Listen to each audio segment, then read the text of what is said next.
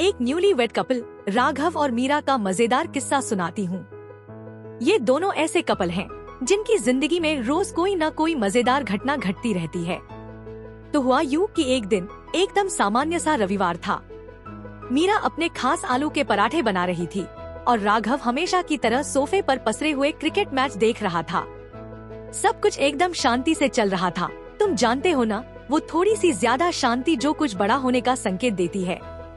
अचानक राघव ने हंसते हुए एक शरारत भरा चिल्लाया, अरे मीरा सुनो, लगता है मेरा पराठा जल गया।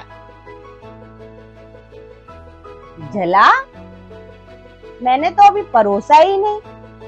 अच्छा मजाक है। ओ सच में? जैसे तुम्हारी वो अलमारी साफ करने की योजना जो पिछले महीने होनी थी। कम से कम मैं घर में हर जगह मोजे तो नहीं बिखराती जैसे कोई खजाना छुपा रखा हो। ठीक है, चलो मान लिया, लेकिन ये मोजे तुम्हें ढूंढते रहने के लिए ही हैं।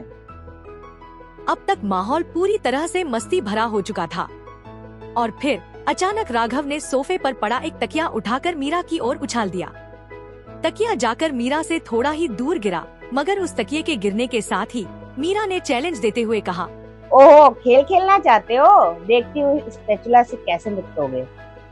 अरे अरे शांत हो जाओ, हथियार की जरूरत नहीं है, इसे और बढ़ने मत दो।